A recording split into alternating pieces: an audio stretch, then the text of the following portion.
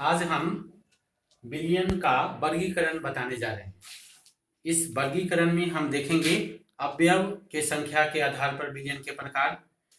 उसके बाद हम देखेंगे बिलियन के भौतिक अवस्था के आधार पर उसका प्रकार और उदाहरण। इसमें पहले हम यह देखते हैं बिलियन अवयवों के संख्या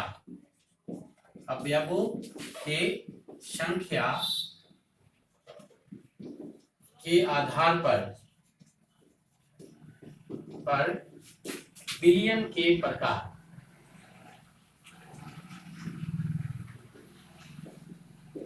अवयवों के संख्या के आधार पर बिलियन के प्रकार। इसमें हम यहां लिख देंगे बिलियन के प्रकार,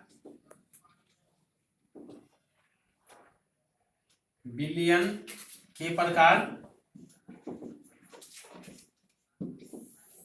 अवयवों की संख्या,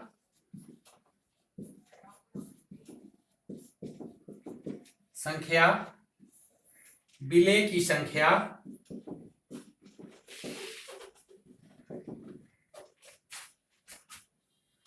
विलय की संख्या,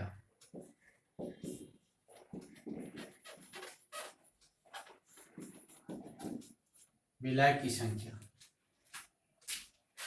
जिसमें हम प्रथम देखेंगे द्विअंगी बिलियन।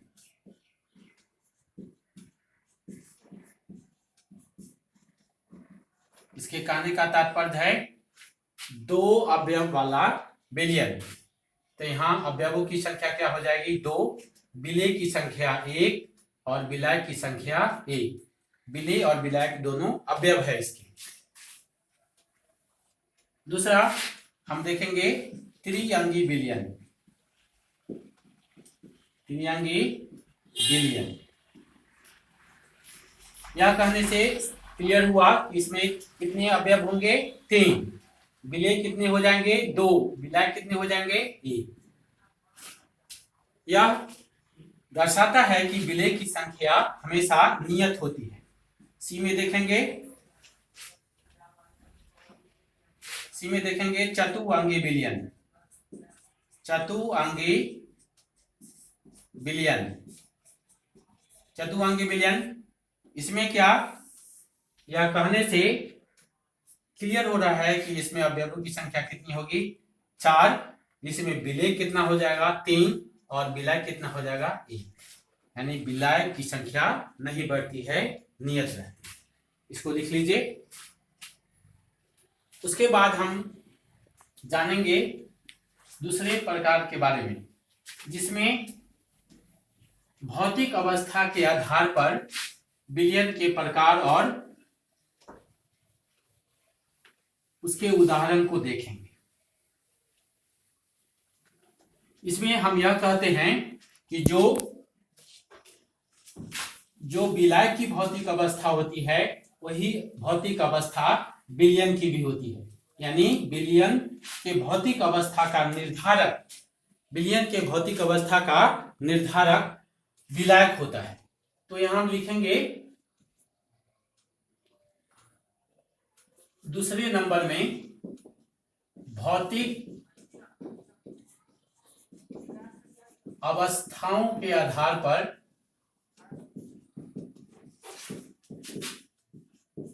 पर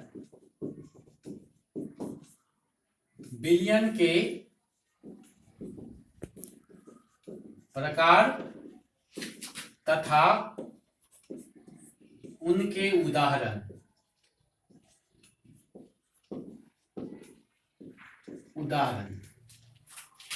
यह देखेंगे। तो हम जब कहते हैं कि विलय का भौतिक अवस्था बिलियन की भौतिक अवस्था होगा, तो हम यहां लिख दे विलय का भौतिक अवस्था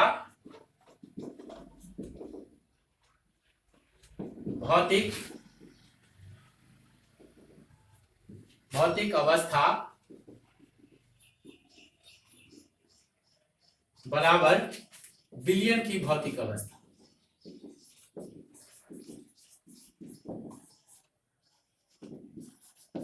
भौतिक अवस्था। अब यहाँ आप देखिए कि विलायक गैस हो सकता है मुख्यतः, विलायक द्रव हो सकता है, विलायक ठोस हो सकता है। इस प्रकार विलयन गैसीय हो सकता है, विलयन द्रव्य विलयन हो सकता है और ठोस विलयन हो सकता है। यानी गैसीय विलयन, द्रव विलयन और ठोस विलयन 3 प्रकार के होता है। इसको हम यहां लिखेंगे विलयन के प्रकार, विलयन के प्रकार। इसमें लिखेंगे विलेय या विलायक, पहले विलायक लिखेंगे, उसके बाद हम लिखेंगे विलेय और लिखेंगे उदाहरण, जिसमें प्रथम है गैसीय विलयन। गैसीय विलयन। अब इस गैसीय विलयन का विलायक हमेशा क्या होगा? गैस। और विलेय क्या हो सकता है? गैस, द्रव और ठोस। तो हम इसके उदाहरण को लिखेंगे, यहां लिख देंगे क्या? गैस। जिसमें आप जानते हैं उदाहरण में वायु, यह विभिन्न गैसों का मिश्रण या विलयन होता है, जिसमें हम मुख्यतः कहते हैं N2 + O2 गैस का मिश्रण।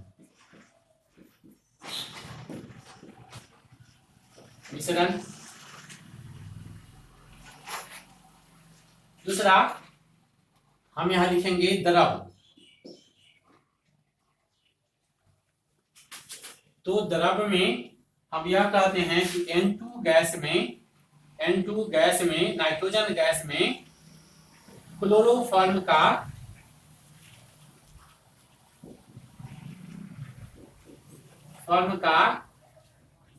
मिश्रण या विलयन। हम मिश्रण को विलयन और विलयन को मिश्रण भी कह सकते हैं, या क्लोरोफॉर्म द्रव के रूप में और N2 गैस के रूप में है। तीसरा देखेंगे ठोस। ठोस जैसे नाइट्रोजन गैस में ही कपूर का मिश्रण, या नाइट्रोजन गैस में आयोडीन का मिश्रण, या नाइट्रोजन गैस में NH4Cl का मिश्रण, यह सब इसका उदाहरण होता है। लेकिन यहां लिखेंगे क्या? N2 गैस में कपूर का विलयन या मिश्रण।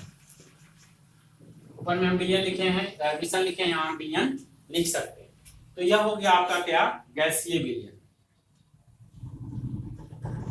दूसरा लिखेंगे द्रव विलयन।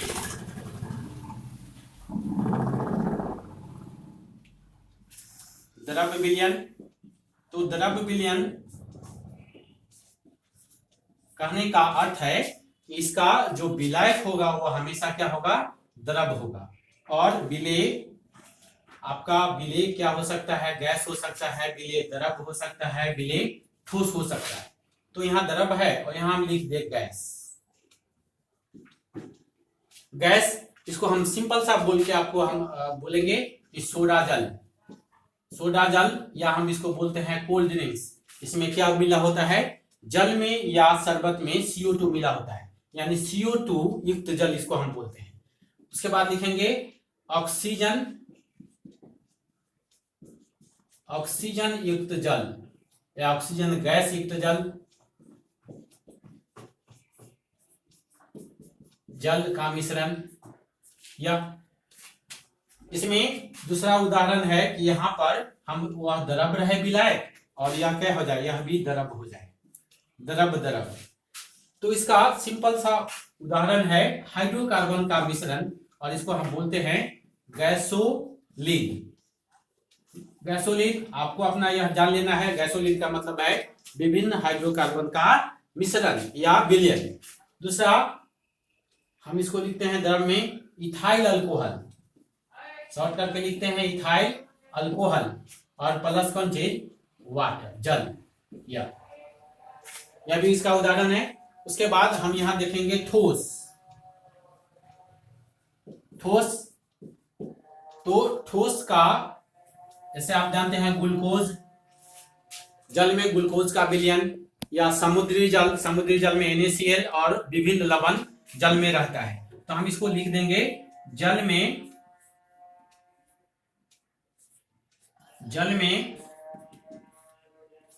ग्लूकोज का विलयन, या इसी को हम कह सकते हैं दूसरा एग्जाम्पल समुद्री जल। इस समुद्री जल में NaCl तथा विभिन्न लवण उपस्थित रहते हैं। समुद्री जल में NaCl भी रहता है, विभिन्न प्रकार के लवण भी होते हैं। तो यह हो गया आपका द्रव विलयन का उदाहरण और द्रव विलयन। और थर्ड होता है, थर्ड में हम यह देखेंगे ठोस विलयन। तो हम यहां लिखेंगे सी में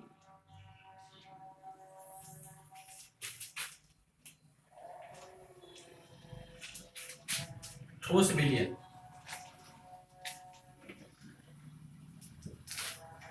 ठोस विलयन,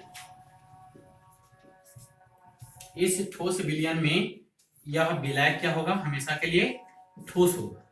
और विलय गैस हो सकता है, द्रव हो सकता है और ठोस हो सकता है।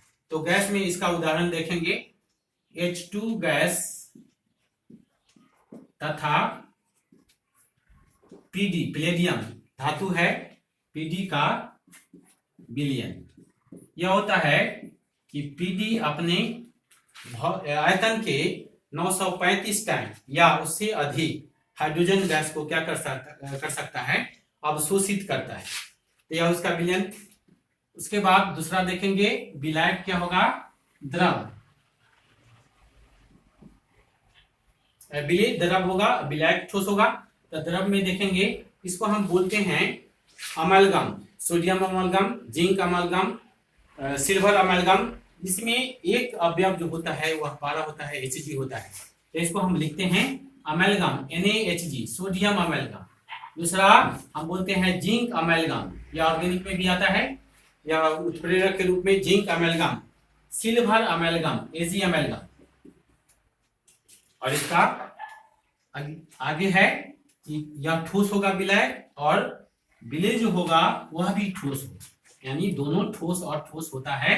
तो उसका उदाहरण आपको पहले इंट्रोडक्शन में ही बता दिया गया, परिचय जो हम बता रहे थे विलयन के, उसी में आपको हम बताए हैं विभिन्न मिश्र धातु।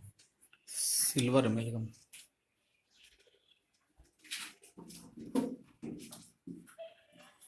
विभिन्न मिश्र धातु, तो मिश्र धातु इसका एग्जाम्पल हुआ। तो यह विलयन के वर्गीकरण समाप्त।